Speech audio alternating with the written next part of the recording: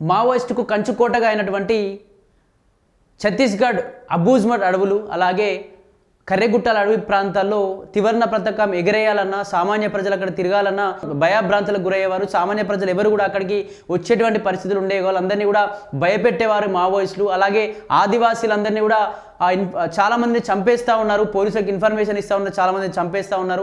అలాగే రాజ్యాంగ వ్యతిరేక శక్తులుగా ఈ మావోయిస్టులు నక్సలిజం పేరుతో పెద్ద ఎత్తున పేరుకుపోతున్నారు అడవి ప్రాంతాల్లో అని చెప్పేసి కేంద్ర ప్రభుత్వం ఆపరేషన్ కగార్ పేరుతో పెద్ద ఎత్తున కూడా ఆ నిర్ణయాన్ని తీసుకొచ్చి చాలామంది అంటే దాదాపు 200కు పైగా మంది కూడా మావోయిస్టులు సరెండర్ అయిపోయారు. 100కు పైగా కూడా ఎన్కౌంటర్లో మరణించిన పరిస్థితి. పెద్ద పెద్ద మావోయిస్ట్ పార్టీ కేంద్ర నాయకులందరినీ కూడా చాలామంది చనిపోయినటువంటి పరిస్థితి.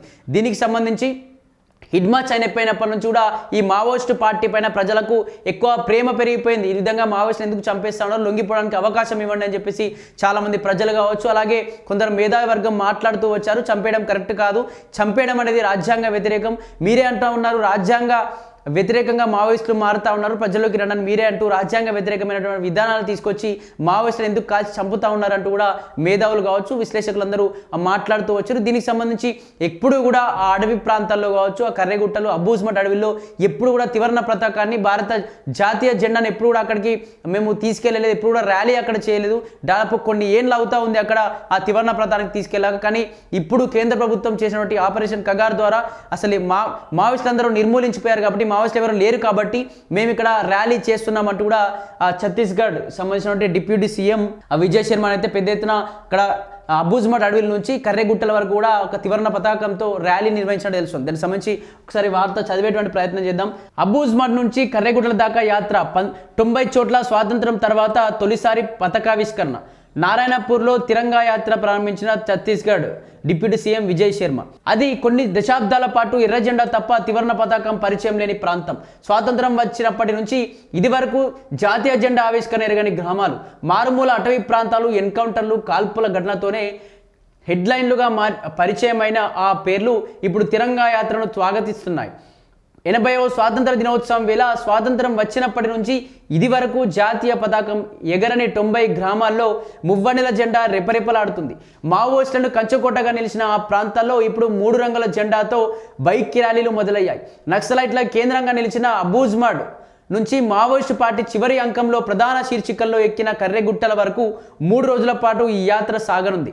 మావోయిస్టుల కంచుకోటగా నిలిచిన ప్రాంతాలు, ఎన్కౌంటర్లో పోలీస్ సిబ్బంది అమరులైన ప్రాంతాల తాకుతూ ఈ యాత్ర ముందుకు వెళ్ళనుంది. కొన్ని దశాబ్దాలుగా మావోయిస్టులు తిరిగే లేకుండా ఏలిన ఏరియాలు, గ్రామాల మీదుగా సాగే ఈ తిరంగా యాత్ర శాంతి, సుస్థిర, ఐక్యత, అభివృద్ధి ప్రమోట్ చేయనుంది.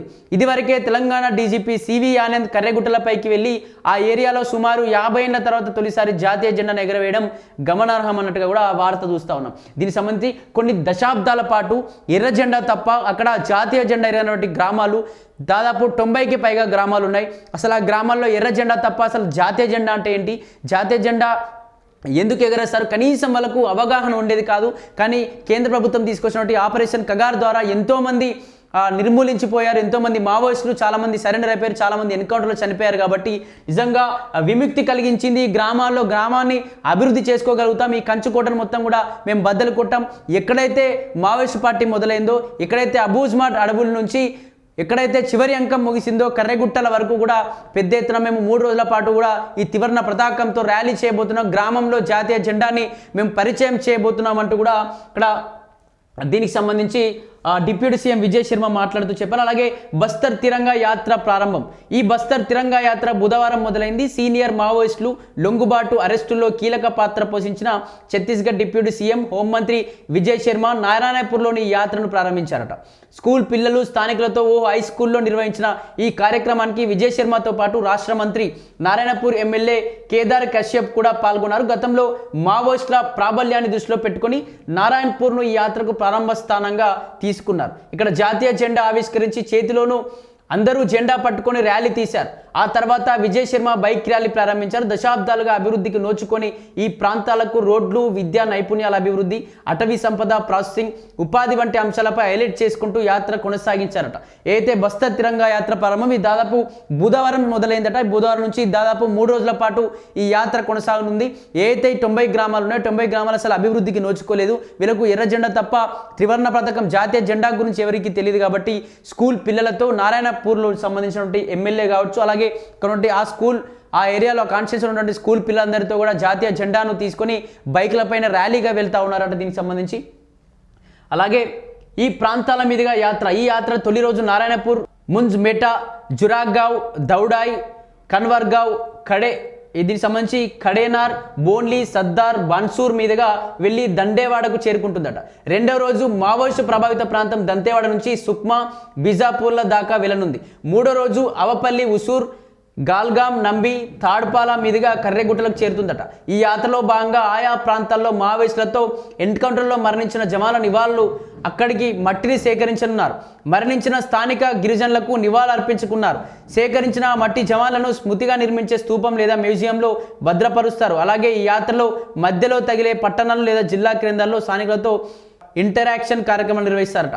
ఈ ప్రాంతాల మీదుగా యాత్ర మొదటగా నారాయణపూర్, ముంజ్ మేటా నుంచి, అలాగే అంబుజ్మండ్ అడవుల నుంచి, చివరగా మూడో రోజు అంటే నిన్న మొదలైంది బుధవారం, నిన్న గురువారం కూడా నడిచింది. తర్వాత రేపు కూడా కర్రెగుట్టల వరకు కూడా ఈ యాత్ర ఉన్నది. కర్రెగుట్టల్లో చనిపోయినటువంటి ఆర్మీ జవాన్లు ఎవరైనా ఉందో అక్కడ నుంచి ఆ మట్టి, ఆ ప్రాంతంలో ఉన్నటువంటి ఆ ఆర్మీ జవాన్లు చనిపోయినటువంటి దగ్గర నుంచి మట్టి తీసుకొచ్చి మ్యూజియంలో పెట్టి తీరుతాం. వీళ్ళందరినీ కూడా ఖచ్చితంగా సత్కరించుకుంటాం. వీళ్ళకు ఆ స్తూపాలు కూడా ఏర్పాటు చేసుకుంటామంటూ కూడా ఇక్కడ మాట్లాడుతున్నట్టుగా తెలుస్తోంది. అలాగే రాజ్యాంగ సందేశాన్ని తీసుకెళ్తాం. విజయ్ శర్మ బస్తార్ తిరంగా యాత్ర గురించి విజయ్ శర్మ మాట్లాడుతూ జాతీయ నిర్మాణంలో ప్రజలది ముఖ్య పాత్ర అని, యువత అనుకుంటే ఏదైనా సాధించే తీరుతుందని, వారితోనే మార్పు సాధ్యమవుతుందని వివరించారు.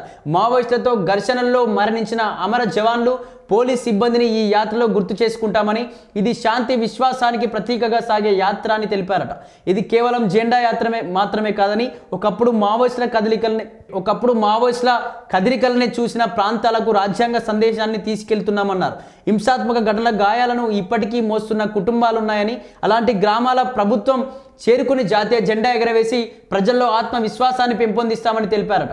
బస్తర్ డివిజన్లో అనేక జిల్లాల్లో నిర్వహించే మోటార్ సైకిల్ ర్యాలీలో స్థానిక యువత, స్వచ్ఛంద సంస్థలు, మహిళా సంఘాలు, ఎన్సీసీ, ఎన్ఎస్ఎస్, నెహ్రూ యువ కేంద్రం, స్కౌట్స్ అండ్ గైడ్స్ స్థానిక ప్రతినిధులు పాల్గొంటారని వివరించారట. కేవలం భౌతిక అభివృద్ధే కాదు, ప్రజల మానసిక స్థితిని బలోపేతం చేస్తామని, మారుమూల తెగలను ప్రధాన స్రవంతిలో కలుపుతామని వివరించారట. ఛత్తీస్గఢ్లో మావోయిస్ట్ పార్టీ ముగిసిన చరిత్రని ఇదివరకే ప్రకటించిన రాష్ట్ర ప్రభుత్వం తాజాగా నక్సలైట్లకు కేంద్రాలుగా విరిసిల్లిన ప్రాంతాలు తీరంగా యాత్ర చేపట్టడం గమనార్హంగా అనిపిస్తూ ఉందట.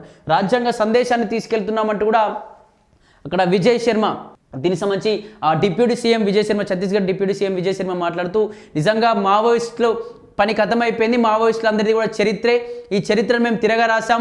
ఎప్పుడు కూడా ఎర్ర జెండా తప్ప ప్రజలు ఎవరికి కూడా త్రివర్ణ పతాకం గురించి తెలియదు. వాళ్ళందరికీ త్రివర్ణ పతాకం అంటే ఏంది, ఈ జాతీయ జెండాలో ఆ పౌరుషం ఏంటి, లేకపోతే జాతీయ జెండా ద్వారా మేము ప్రజల యొక్క భౌతికంగానే కాదు మానసికంగా వాళ్ళని కుదుట పడేయడానికి చనిపోయినటువంటి ఆదివాసీ కుటుంబాలను పరామర్శిస్తున్నాం. అలాగే చనిపోయినటువంటి జవాన్ల యొక్క ఆ ప్రదేశం నుంచి మట్టిని తీసుకెళ్లి మ్యూజియం కూడా పెడతామంటూ కూడా నిజంగా ఈ చరిత్ర అయిపోయింది. ఇప్పటి నుంచి మొత్తం ఈ ప్రాంతాన్ని మొత్తం కూడా దేశం చూసుకుంటుంది.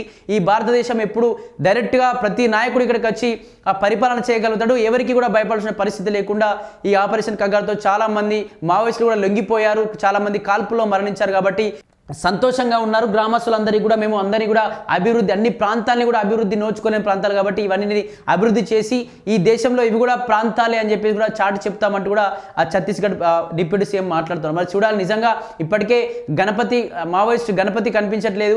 ఆ గణపతి దొరికాడా లేకపోతే నిజంగా అదే అడవిలో ఉన్నాడా? మరి నిజంగా ఈ త్రివర్ణ పతాక యాత్ర తీస్తూ ఉన్నారు. యాత్ర సంబంధించి నిజంగా మావోయిస్టులు అక్కడ లేరు అని చెప్పేసి యాత్ర తీస్తా ఉన్నారు. మరి అక్కడ ఏమైనా జరిగే ఛాన్స్ ఉందా ఏంటి అని చెప్పేసి చూడాలి. అసలు నెక్స్ట్ ఏం జరగబోతుంది, మావోయిస్టులు ఏమైనా కదలిక రాబోతుందా, లేకపోతే ప్రభుత్వం ఇంకా నెక్స్ట్ గణపతి కోసం ఏమైనా కార్యాచరణ తీసుకురాబోతుందా?